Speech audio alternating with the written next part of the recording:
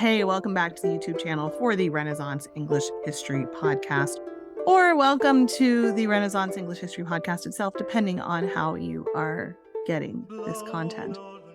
So, today we're going to have an interview with Carol Ann Lloyd, and she is a dear friend of TudorCon. She's been speaking at TudorCon since the very start. She's a podcaster, she's a writer, she has a new book out, The Tudors By Numbers, and which I love. And she's just a fascinating person to speak with. So patrons of this podcast get extra episodes and author chats like this about once a month.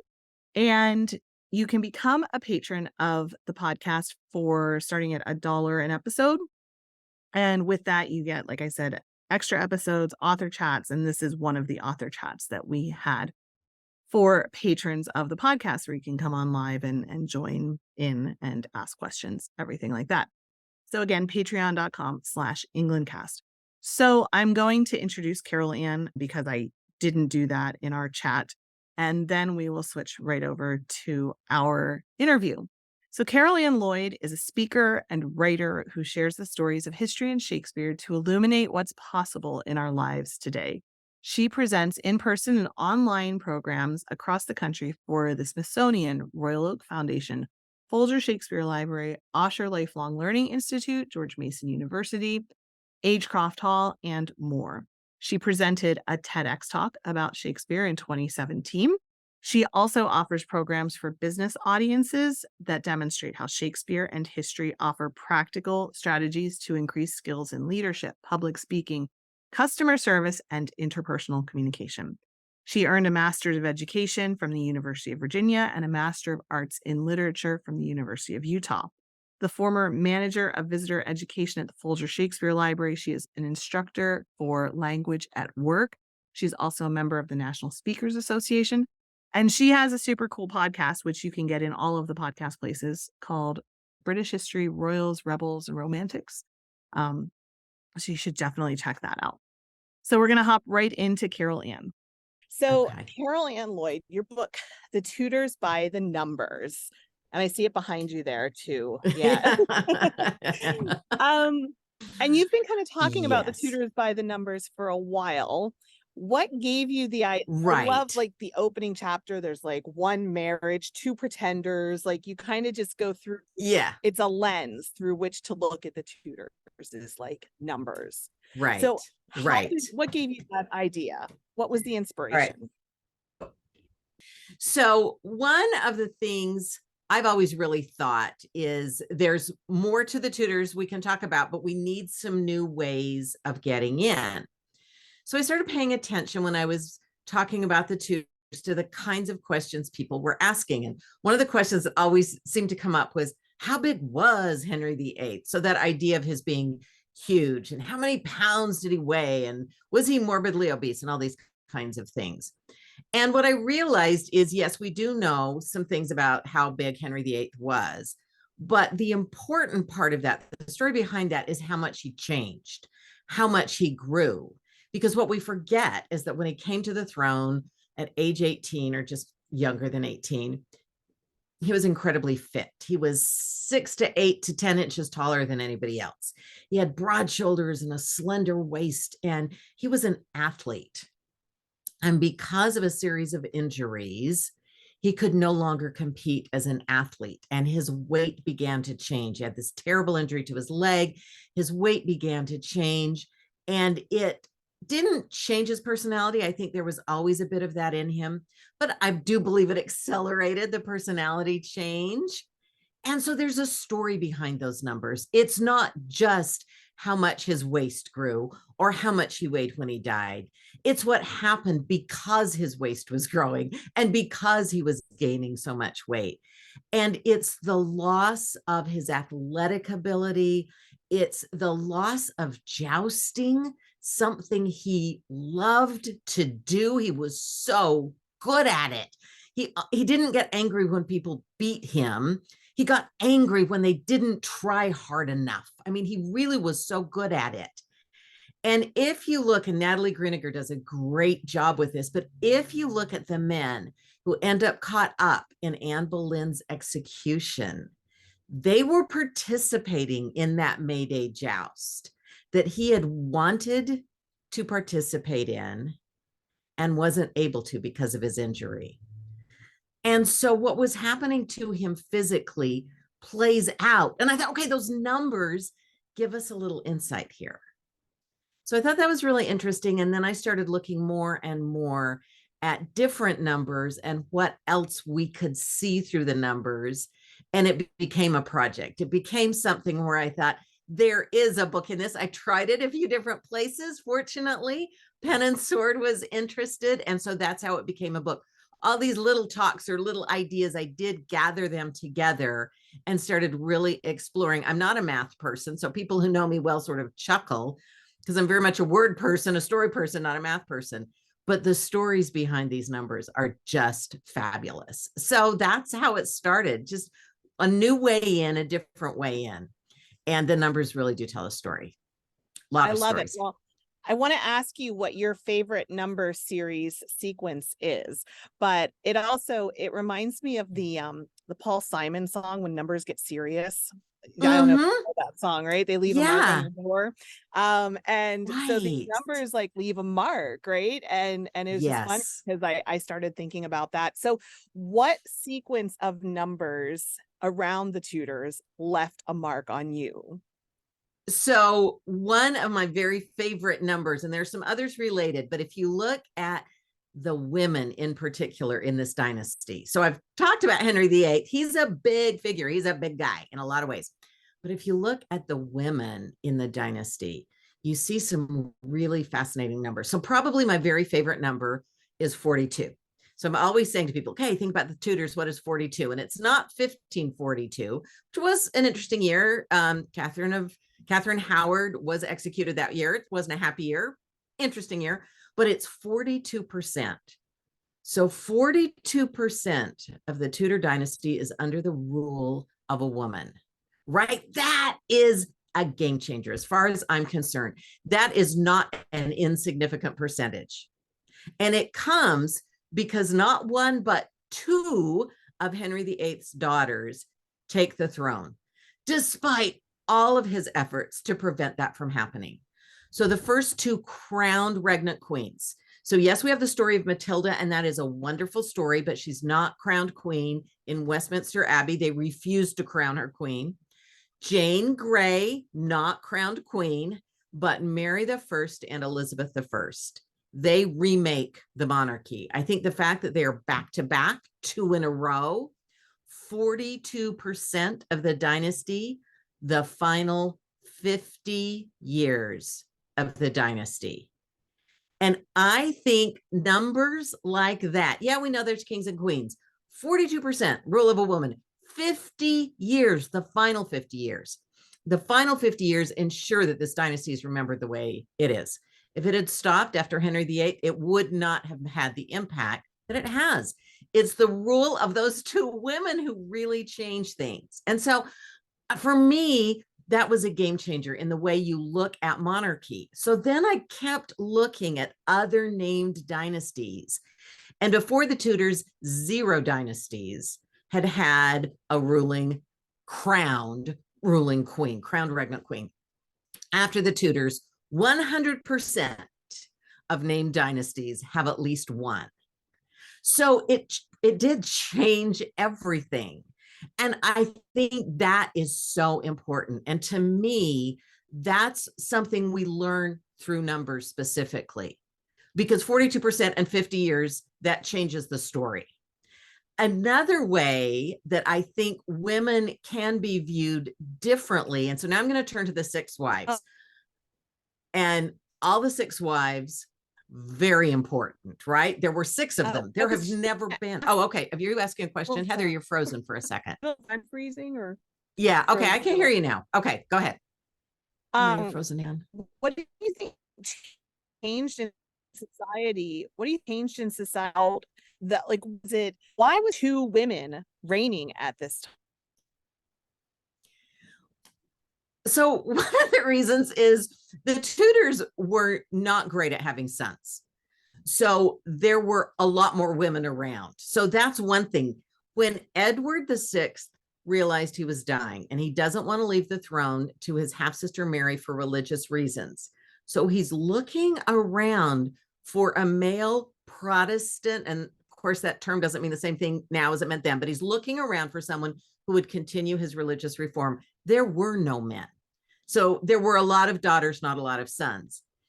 The other thing that plays into that is when there were male relatives, like think of Edward, Duke of Stafford, right? They were perceived as threats. So they were more likely to be wiped out. So we end up with a lot of women.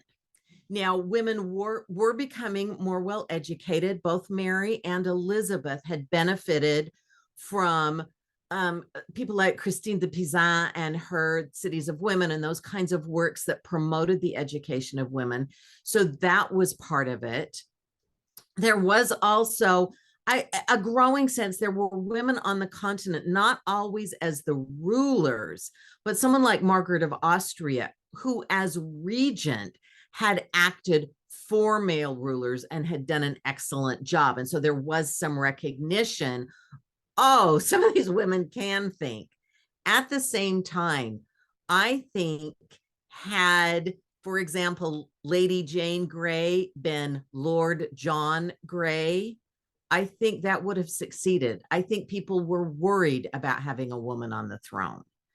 And so there was some sense of relief when Elizabeth died and James came down from Scotland. There were people who wrote about what a relief it was. We've finally got a man again. So I don't think everything had changed.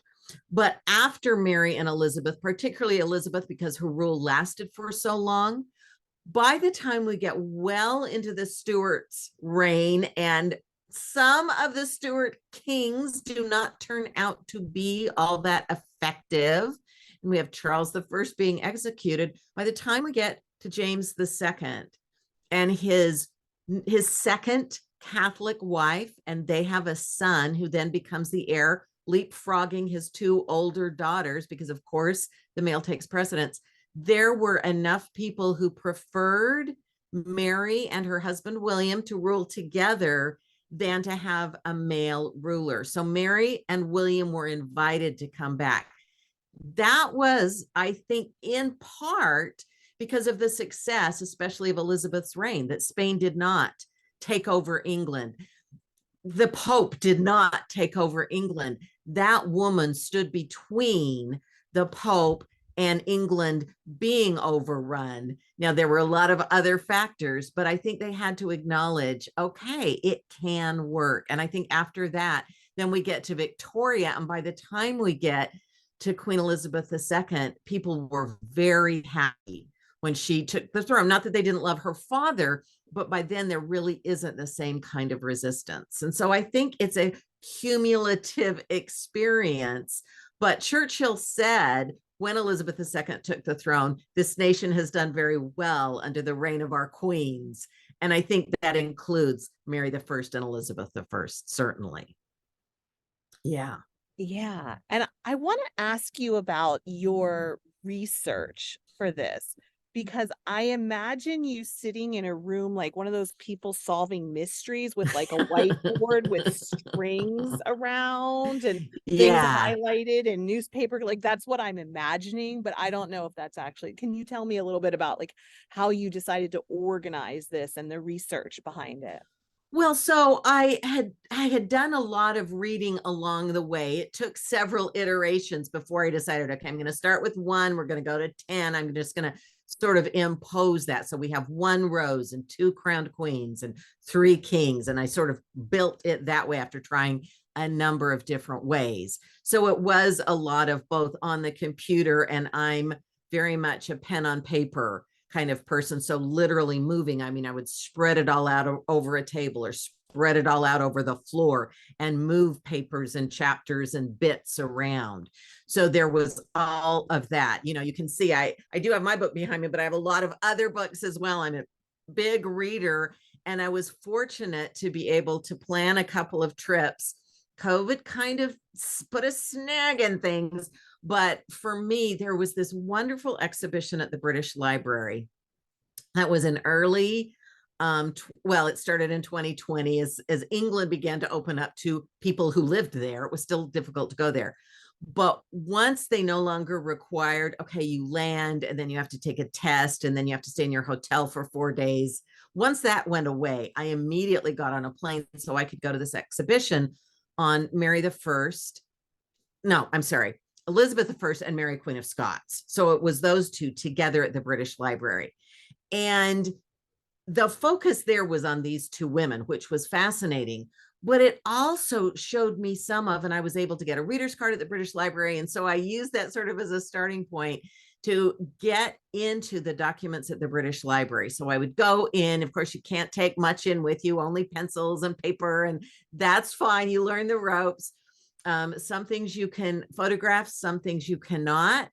I was fortunate. I have a colleague at Folger Shakespeare Library who wrote me a letter so I could sort of go up a level in what I could see. And I was able to see the document that was used to make Anne Boleyn the Marquess of Pembroke. And so that's the first time we see the crowned falcon and all these kinds of things. So I was able to do this extraordinary research there and at the National Archives. So that was also really exciting. One of the really fascinating things when I was looking, for example, at the Jane Grey and Mary the First, there were these little slips in some of the archives where they don't have an entire letter, but part of it has survived. And so they give you the part. And in this period of time, over this 2-week period where it was Queen Jane and then Queen Mary, there was a document approving someone being appointed to a position, and it was signed Jane the Queen and dated. And then a few days later, that same man to the same position signed Mary the Queen. So just the idea that tells you a lot about the time, how power was changing, how people didn't know Jane Grey was not going to remain the queen, how Mary was determined to kind of eliminate any thought that Jane Grey was still the queen, and reassign all these positions, redo all this work. It was just a fascinating glimpse in. So those kinds of things, those kinds of moments get sort of captured, and then you figure out, okay, where am I going to put this? I saw this falcon. Where am I going to talk about that? So it's both, you start with just everything and start putting it together, and then you find something new, and then you have to go back and rethink, where am I going to put this? So it's very much learning all the time. And it is hard for me to say, okay, that's enough research. Now we're going to just write for a while, because I find the research really exciting. So that's an ongoing battle for me. Yeah, and at some point you have to kind of call it done and say, all right, I know in 10 years there's going to be other stuff, but then I'll do a new edition, right? Right. Even more numbers. and that actually, so the end is the new surprises, the Tudor surprises, the ways the Tudors continue to surprise us. And what was happening as I was finishing, we had the amazing work by Kate McCaffrey at Hever Castle on Anne Boleyn's Books of Hours. And so the one where other people had kept it, and they were people in Kent and they'd taken care of it for her. So that's one of the final things. And then the falcon turned up that it turned out had been at Hampton Court. Okay, so we've got to add that, and then since then other things have turned up, and so it keeps happening. So you just kind of know, okay, you can't keep postponing publication to wait and see if anything else happens. You have to just move forward, call it done. Yeah, definitely. Yeah. How did you get into the Tudors initially? How did you catch the Tudor bug? I know you talk on Shakespeare. Did Shakespeare lead you in? Well, okay. It was very much a double thing. So the Tudors really did come first. And I remember and this totally lets you know how old I am, so that's all right. I was watching brace yourself, black and white television set that we had one in the kitchen. We had a black and white television set in the kitchen. That's where ours was. So my mom was watching something on TV, and I walked through. I was young. I was probably elementary, maybe middle school. Walked through, and she was watching The 6 Wives of Henry VIII with Keith Michelle and all those wonderful, Catherine Crosby, who I think may have been the best ever, Catherine of Aragon. And So Dorothy Tootin was Anne Boleyn. I don't exactly know how to pronounce her last name. That's how it is in my head. But what was on was the scene where Anne Boleyn is arrested. So you see these men come in and she stands up to them and she says, "You can't arrest me. I'm your queen." And she doesn't collapse. She doesn't crumble. She stands her ground. And I was hooked. I didn't even know what it was. I said, "Mom, what is this? I've got to see this." So we sat down and watched the rest together. And that was it. And all interpretations are interpretations. All books are interpretations, certainly all television programs. But I find that one does still stand up in a lot of ways. One of the things I love is I went back and I keep watching it. They start with Henry VIII and Catherine of Aragon as young newlyweds who are in love and having so much fun together. And that part of the story gets left out a lot. And with Anne Boleyn, Anne is played as a little bit conniving. She's got her eye on where she's going to go, but it is this wonderful portrayal. And she is so strong. And that's how I got hooked. And then the Shakespeare sort of came along with that as I moved into Elizabeth and learned about the Shakespeare. That kind of came along. I grew up in Utah, and there is an absolutely wonderful Shakespeare Festival, the Utah Shakespeare Festival in Southern Utah, where they have just a gorgeous reconstruction of the globe as well as an indoor theater. And it's this wonderful place, as a family or with friends, I would go. And so that all sort of fed this as I was continuing to grow up and get more interested in all of it. Awesome. So I have one more question for you, and then we'll ask about where people can get your book and everything like that, because they totally Okay. should. But this is kind of off topic, but it's related to your other work. So you are also a coach, and coach like corporations and speak around like conversation and corporate communication and all that kind of stuff. So you have a great courses on conversations and like conversation. I forget exactly what it's called, but you can probably meaningful conversations. Yeah. So what conversations do you wish? Tell me 2 or 3 conversations that you think would have changed history had they happened. Oh, that is a really great question. So I think I believe I have to admit, I thought you were going to say, what conversations do I wish I could have looked, Okay. kind of eavesdropped on, I would love, and I'll just answer that anyway, even though that's not what you asked. And then I will answer your question.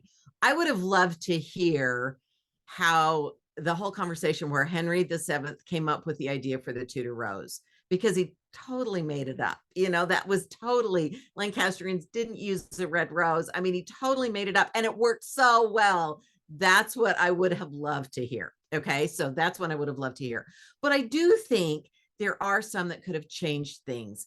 I think if you look at the Tudors in particular, I wonder if there had been an honest conversation, if anyone had been able to have an honest conversation with Henry VIII early on about, why are you so determined it has to be a boy? And just really kind of challenged him on that. Now, at the time, probably everyone agreed with him, and I'm not sure it would have happened. But Catherine of Aragon in particular, her mother, Isabella of Castile, was a rock star in terms of a medieval monarch. I mean, she was the superior position in that relationship between Ferdinand and Isabella. And if you go through the documents, some of them say Isabella and Ferdinand. She sometimes came first. And in their marriage agreement, Castile and Isabella were premier. They were superior. And so if maybe he had been able to listen to Catherine when she tried to explain to him that it would be okay for Mary to become queen, and maybe he wouldn't have had to so violently exclude Mary and exclude Elizabeth and make it so difficult. So I think that could have changed things. And another thing that might have changed things, if someone had been able to sit with Elizabeth, and this is sort of a teaser into my next book, to sit with her and have a more honest conversation about what a marriage could mean for her. basically her council, her parliament, everybody just kept saying, get married and have a child, just get married and have a child. And there were hesitations and there were reasons she didn't want to. And certainly she hadn't seen a lot of good marriages. But if there had been anyone who had been able to have a really honest conversation, here's how we can protect you. Here's how we can keep you as the top person. Here's what we can do. I wonder, I'm not sure, but I wonder if the Tudors could have continued. Maybe that's not what she wanted. I mean, Tracy Borman raises the question that she may have thought, this is enough, Henry VIII, I'm ending it. But if she might have been able to see marriage differently, see the option of having a child differently, if there had been those kinds of open conversations rather than them just telling her what to do. So I think those possibilities might have made it easier for things to go differently, and maybe the Tudors last longer and it not have been so hard on the daughters to come to the throne. Interesting. So honest conversations. Yes. Very important to have. Yes. You can change history with them. All right. So where can people get you? I mean, tell me about you're in all the places, I'm sure. Tell me about where I am in all the places. So here we go. The Tudors by Numbers. You can, I'm in the process of having my website revised. In fact, I have a meeting on Monday. So give me a little bit and then go to the website. But if people have asked for this, so I'm mentioning this, if you want to get one signed to you from me, I do have some copies. I did some of that at TudorCon, thanks to you, Heather. But I've had other people reach out and want signed copies. So when my website's up, or you can just email me, Carol Ann at carolannlloyd.com, and I'm happy to respond and we can work that out. Also, it's available on Amazon in the US and in the UK. That's one of the easiest places. It is available from Pen and Sword, my publisher in the UK, and also from blackwell.co.uk. Blackwell's is a book distributor in the UK that does ship to the US. So if you're in the US or in the UK, you can get it from Amazon, Pen and Sword, or Blackwell. Other places as well, but those are probably the big three. Or you can reach out to me if you would like a signed copy. Wonderful. Well, Carol Ann Lloyd, you are such a joy. You're just thank you. Such a joy to speak with. So you too, Heather. Is there anything else that you want to put in here that I didn't ask you about? Well, one thing is I think the more we question history, question the stories we think we know, question how women really played a more pivotal role. So I'll just share as we finish up, one of my other favorite quotations having to do with women. Look at the 6 wives. They're all really important. Absolutely. Henry VIII spent 70% of his reign with Catherine of Aragon and Anne Boleyn, those 2 women. He was not really a marital merry-go-round looking for the next all the time. But think of the impact those 2 women, the first 70% of his reign, I think they kept him on the right side for as long as they could. Now, that doesn't mean the other wives didn't try. They didn't have as long, because after Anne Boleyn is executed in the next 11 years, there are 4 wives and 2 periods of bachelorhood. So women just weren't able to have that kind of impact on him. But when we look at some of the good that Henry did with the Navy or with the publication of the Bible in English, some of the things that were good, it was often the influence of these first 2 wives who had such a long time to influence him. So I think if we keep looking for the women in the story, we will find them and find that they're doing great things. So that's the final thing. Just keep looking and questioning, keep asking questions. I love it. Thank you for taking the time. Everybody should get your book. Thank you, Heather. And thank you again for TudorCon. I'm still getting lots of great comments. Everybody had such a great time. Yeah. Already, everybody start planning TudorCon 2024. Oh, we have a planning committee now. It's going to be a little different than it was. You weren't there on Sunday morning when we talked about it. But anyway, yes, it's going to be a little different, but we have a planning committee. Okay. People find out more. But thank you for coming to TudorCon. I hope you Yes, will it was always wonderful. come. There's an open Yes. invitation for you. Thank Um, you. Thank and you. get your stuff. All right. Thank you. Okay. Thanks so much. All right. Bye-bye. Bye. Thank you. Thank you so much to Carol Ann for taking the time to chat. I just love talking with her. She's such a joy. Remember, you can become a patron of this podcast and get all the patron-only benefits like chats with authors at patreon.com, Patreon, patreon.com/EnglandCast. And check out Carol Ann, carolannlloyd.com. She also has her podcast, British History, Royals, Rebels, and Romantics. And she also has a YouTube channel. So check her out in all of the places and buy her book, The Tudors by Numbers. It's really good. All right. I will talk with you again soon. Thanks so much. Bye. Blow, northern wind, send who may be sweating. Blow, northern wind, blow, blow, blow. Ich hatte Bord in Bauerbricht, dat soll is semlis on sich. Mens gevoel meiden of nicht